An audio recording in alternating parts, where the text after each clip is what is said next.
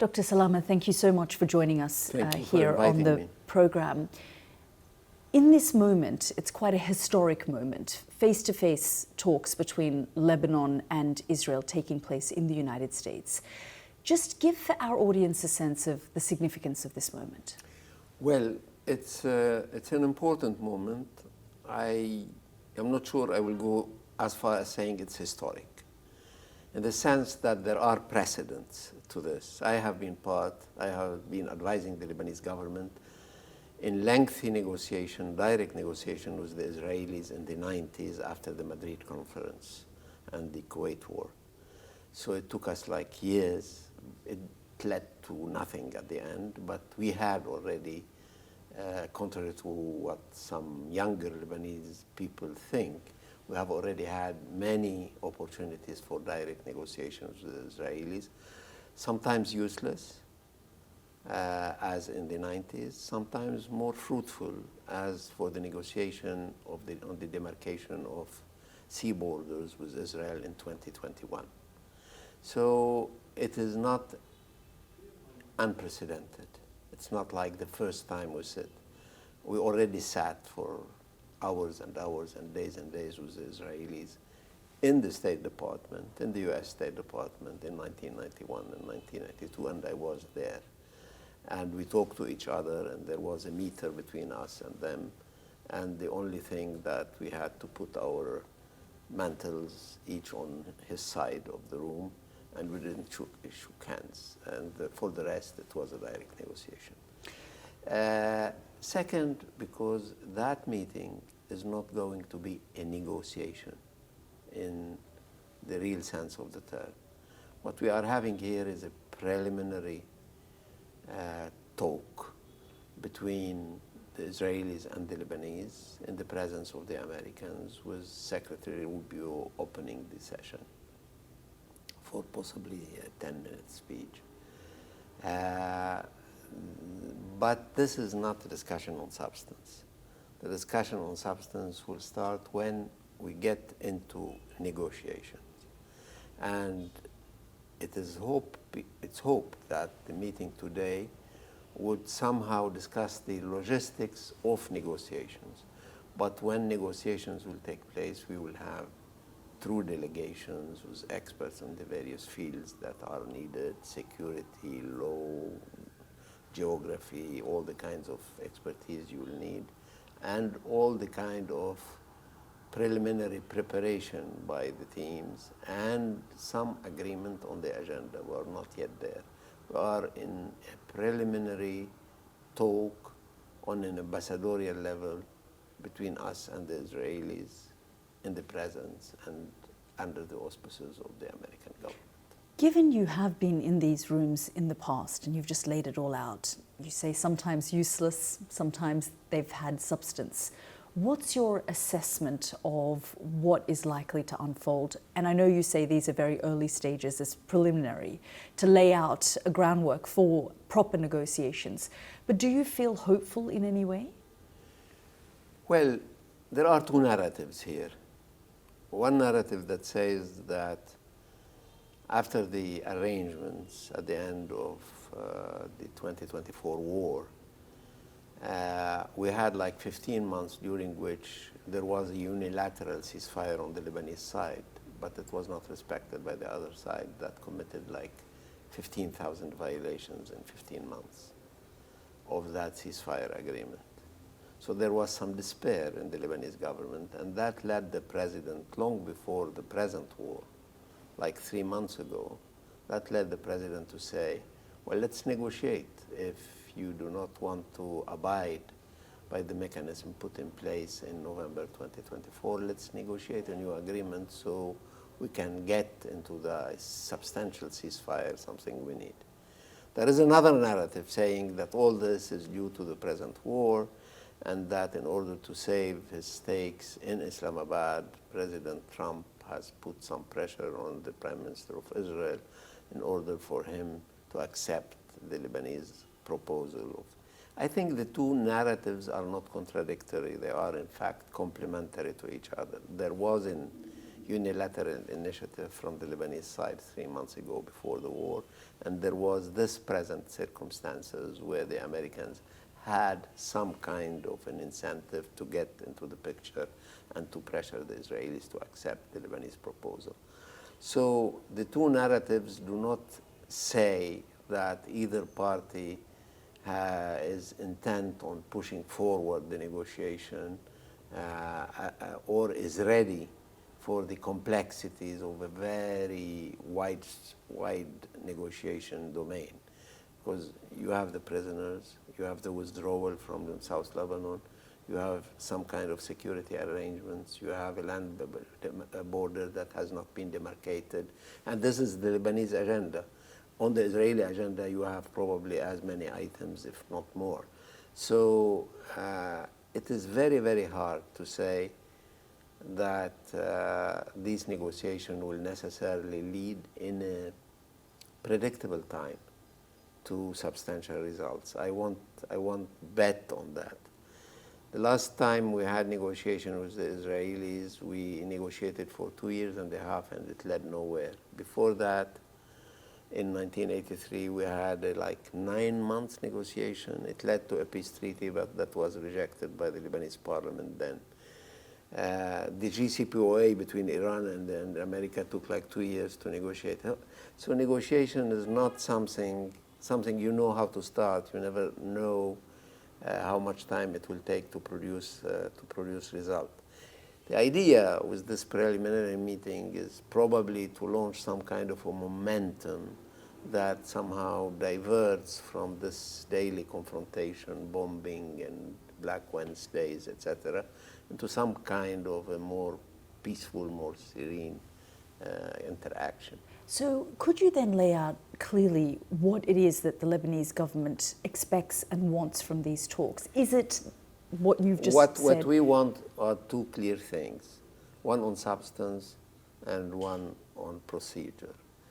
On the procedure, this meeting could start discussing what the negotiations are going to look like, what level of representation would take place, what is the venue, what is the timing, and what kind of final product is expected by both sides. This is on the procedural level.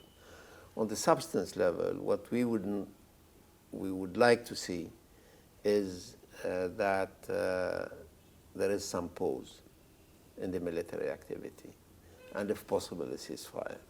But at least a pause similar to the one that was negotiated in the Gulf between Iran and the Americans. So we will need this pause. We believe that, and that's the instructions given to our ambassador, that she pushes for that, because we believe that the cannon should stop in order for the negotiators to be able to listen to each other. When I've spoken to Israeli officials, they've said they've laid out the principles of what they want, their demands very clearly, and they are a buffer zone where civilians don't return, and totally disarming of Hezbollah. Is that something that the Lebanese government can even achieve? The Lebanese has started this process in last August, and it has been confirmed recently after the rockets launched against Israel on October the 2nd. On March the 2nd. Therefore, there has been in Lebanon the establishment of a legal framework through a number of decisions, the Council of Ministers, to go into disarmament of armed groups. Some of it has been implemented on the ground, south of the Litani. Completely, certainly not, but enough of it. Now, there are people who believe that you can disarm in a matter of a few hours or a few days. This is not the case. You'll need time for that. You'll need time not because you want to procrastinate. You'll need time because this particular armed group is well armed, has been training and arming itself for 43 years, and has been able to sustain a substantial weakening in 2024 and to go back into fighting in March 2026. So if the Israelis have been unable to produce a complete disarmament of Hamas in Gaza in more than 2 years, and after the destruction of 90% of what is built in Gaza, how do you expect a much smaller, much weaker army to do it in Lebanon? Not to mention the fact that the members of that armed group are not foreigners. They are part of the population. So you need also to take into consideration that you are not fighting against a foreign enemy, although you are fighting against an armed group many Lebanese consider as too much aligned with a foreign country. But it is not like your foreign enemy. So you need to take all this into consideration. But the government has been clear that the activities of armed groups outside the government are illegal. And that's the main sticking point, though, for the Israelis, because they're saying it's just not happening fast enough, so we're going to take matters into our own hands. You've talked about the complexities of this society, that these are still people who are part of the population. Do you think then that you could ever fully achieve the disarming of Hezbollah? I think we are going to time. I can't fix a date right now, but we are going to a time where the monopoly of force will be back in the hands of the government. The state authority in this country has retreated in a very dangerous way from all domains, not only security, from banking, from different places. The objective of this government is to start re-establishing the state authority in all these domains. But the retreat has been so dramatic that the establishment of the state authority will not happen in a twilight. You need some time. You need some foreign help.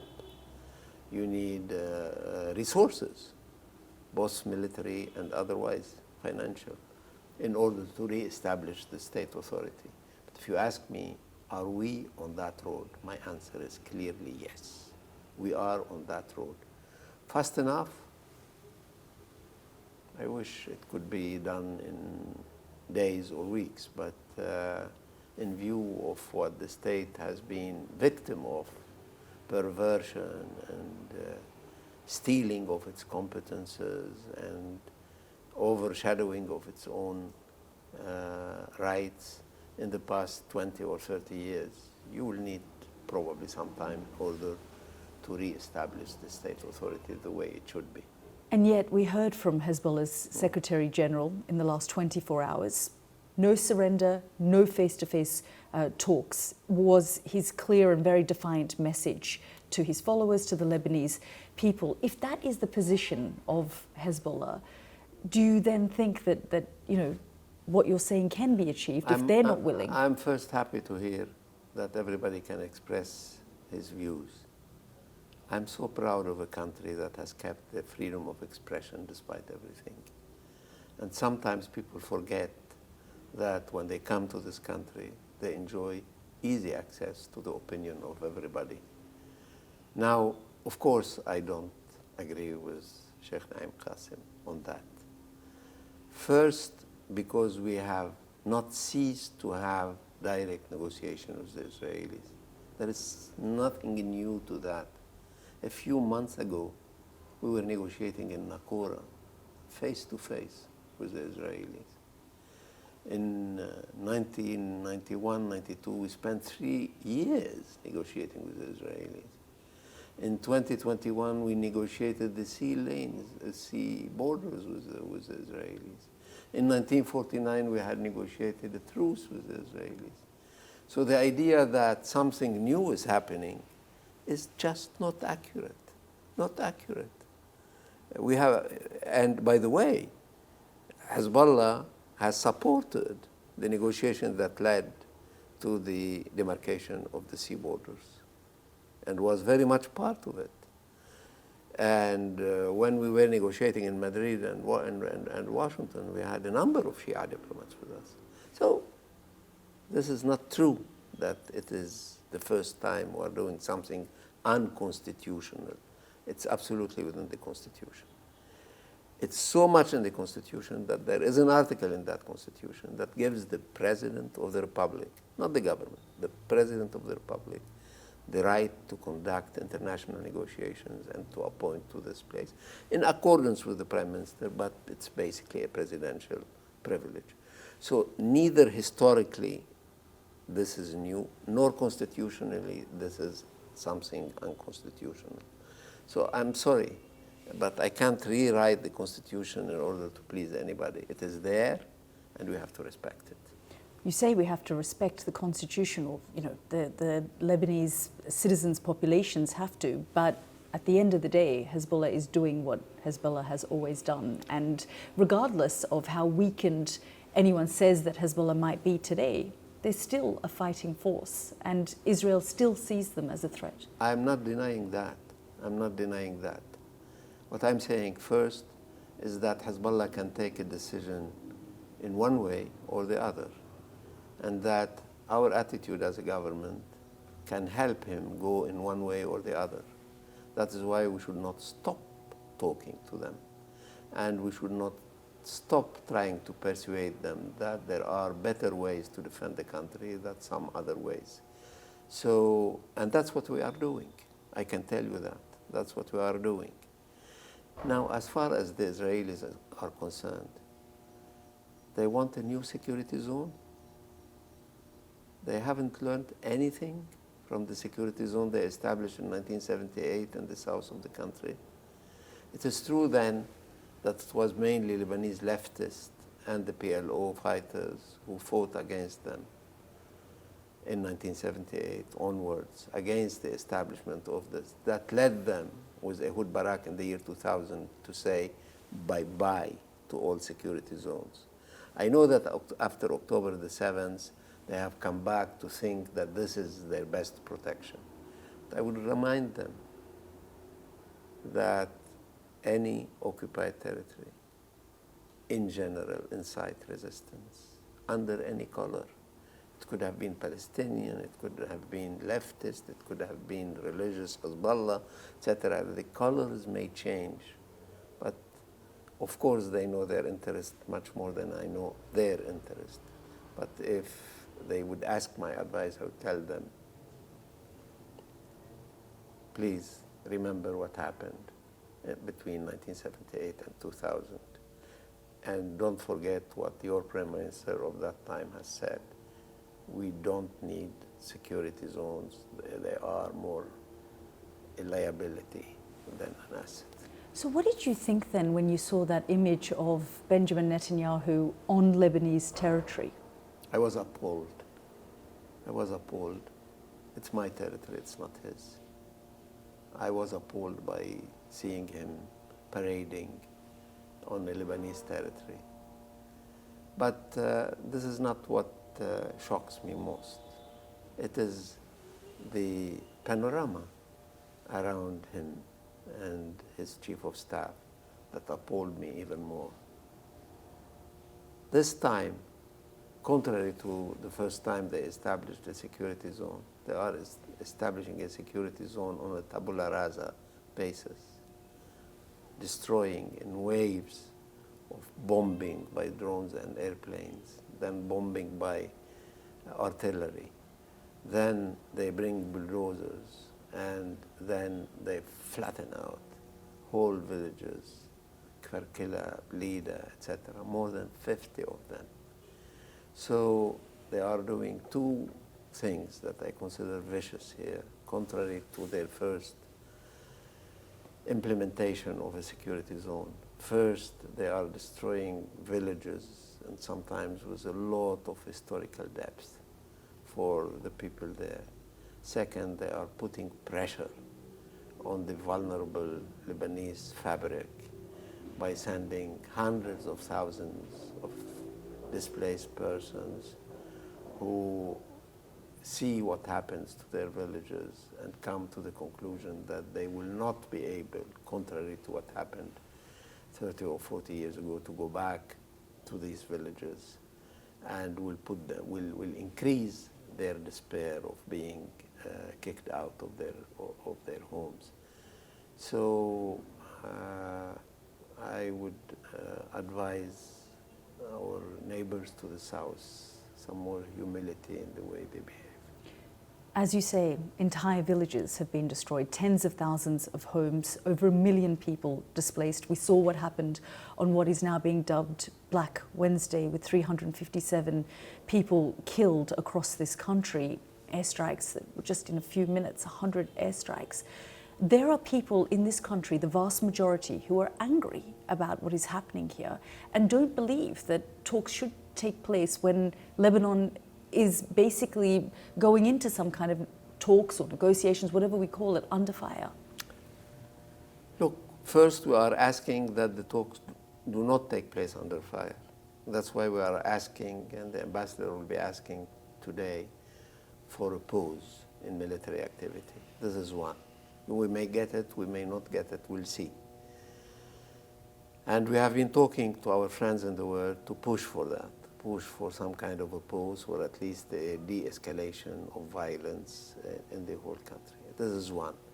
Second, I would like to insist on the fact that the proposal for negotiations has been made long before this crazy turn of events on last Wednesday, 3 months ago, in order to stop the kind of violence that followed the 2024 November arrangements that were not truly implemented by the other side. Therefore, it's not like we decided after Black Wednesday to start these negotiations. We decided to start these negotiations the president decided 3 months ago already to offer this idea of negotiation. It so happens that at some point the American government needed that in order to consolidate the negotiation he had started in Islamabad. So for reasons that are too complex to get into. So this proposal was finally accepted by the Israeli side. So it is much more related to that than to what happened in Beirut. And I know very much what happened in Beirut because I was in my car and it basically sort of jumped into the air because we were too close to one of those bombings that day. Dr. Salame, I just want to pick up on a point about disarming Hezbollah. You said you need time. So you're confident that the Lebanese government can disarm Hezbollah, but you just need time? I'm confident that there is a day when the Lebanese population, including the population that supports Hezbollah, will seek other ways to defend itself than ways that have not proved to be efficient enough that has been proposed by Hezbollah. I'm confident that a day will come, not very far from today, where a new national consensus on how to best defend this country's autonomy and sovereignty will be reached.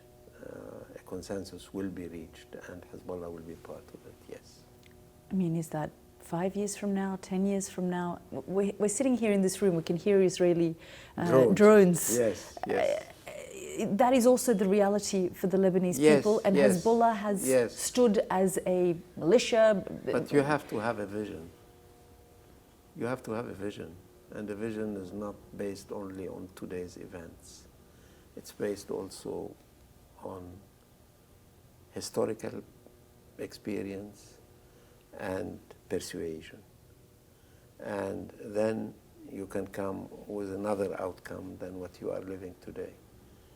We are on April 14th, 2026. Do you know where this country has been on April 14th, 25? You know where the country was on April 14th, 2024? Look where we are. So we are in a moment where most of the region is being reshaped. And this country is possibly too small, too fragile to take the leadership in that reshaping.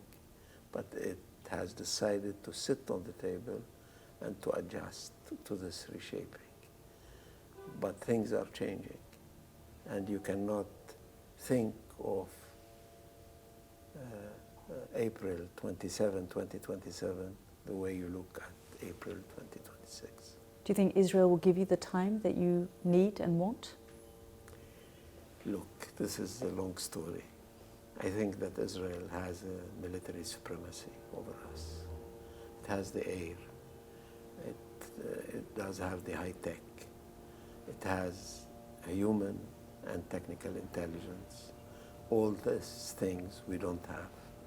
We don't even approach from the kind of level they have. So we are realistic enough to consider the military balance of power the way it is. But in reshaping the region, military power is only one factor. There are other factors, political, strategic, cultural, and I think on that level we do have resources contrary to the military level. So that is why military domination and political hegemony are two absolutely different concepts. Military domination you can have through your technical prowess, through your air force, through the American support you keep getting. I see that, and I can give you figures about the Israeli arsenal quite well. However, this is not enough to be able to reshape the region the way you want. You need other factors. And these other factors, I don't see them in Israel. I see them in Lebanon. Do you think it's helpful to Lebanon that if Iran has part of its negotiations with the United States, a ceasefire in Lebanon as part of its demands? Or should you be just having your own separate track? The two things are not contradictory, absolutely not contradictory.